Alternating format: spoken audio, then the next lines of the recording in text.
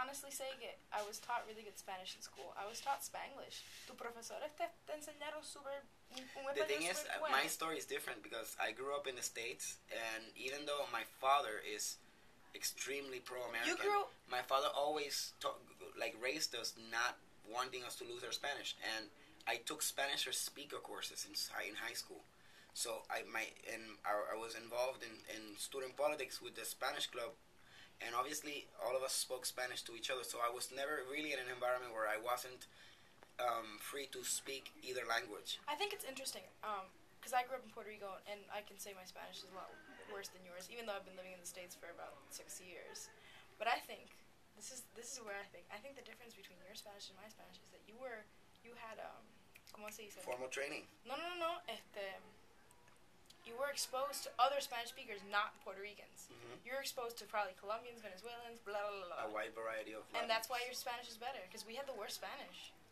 Well, I don't think we have the worst We Spanish. don't utilize a full vocabulary. I know, we but use an extremely truncated vocabulary. Being exposed to other Spanishes, to other types of Spanish, I realized that our Spanish is not badly spoken. Actually, Iberic Spanish is much more affected by English than Puerto Rican Spanish, and that's something I can say for a fact because I watch television, Spanish television.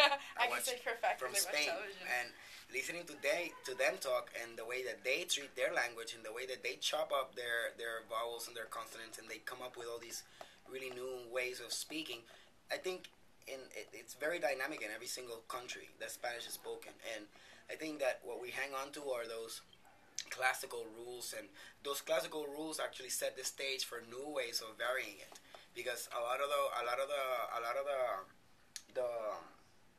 I don't know the lay way of explaining things and saying things is actually sometimes kind of mocking that sort of formal way of saying things. So I guess we do observe the rules, but we are very very very comfortable with the way we've shaped our Spanish. I think that's a really interesting point. The fact that mispronunciation is mocking. I think in Puerto Rican Spanish that's really a poignant. It is. It's really poignant. When you start speaking in English, it's really you're starting to mock kind of status quo, and I think vice versa. Yeah, I think Actually, it's I a hadn't thought about that in a tool. really It's a long tool time. for irony, I guess. The Yeah. language in Puerto Rico. Yeah. And I guess anywhere else where you have more than one language, coming together or trying to establish a sort of system that is standard. I guess Puerto Rico has had the opportunity of actually being allowed to develop independently from a lot of pressures that other countries that were colonized have had, because they've tried to implant English many times throughout our history, and it just hasn't been effective. I mean, I think to say it hasn't been effective is a. It hasn't, because we speak Spanish and our language really is Spanish. 108 108 years later. Yeah, okay, but it's not. No one in our culture speaks 100% Spanish. Not ni mi abuela.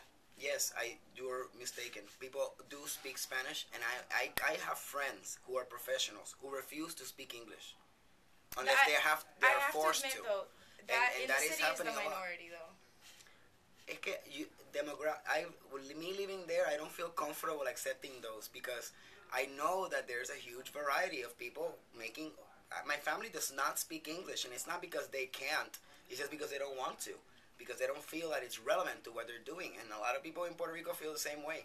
I feel it's relevant for me to speak English and Spanish because I work with information that is related in both languages. So even if I make the choice of speaking strictly Spanish, I wouldn't be able to, because what I'm saying is, if you go through one day in Puerto Rico, and just going through your day, you go stopping. you go to Rio Piedras, you're not gonna find one person that speaks English. You're gonna hear English words though.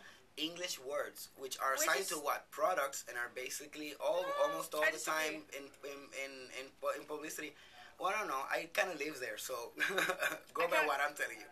Really, and I do work with this issue on a daily basis, because I speak English and I speak Spanish and I work with culture, and that's a constant issue all the time.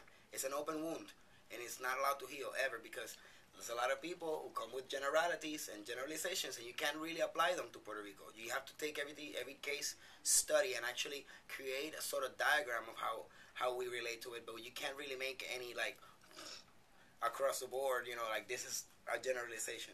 I don't feel comfortable with those, because I've met people who have never ever spoken English in their life, and even though they use English words, they're mostly brands of products, and most of the times are words that they get from publicity, or words that are taught to them by mass media, and it's not necessarily something that this sparks from within us.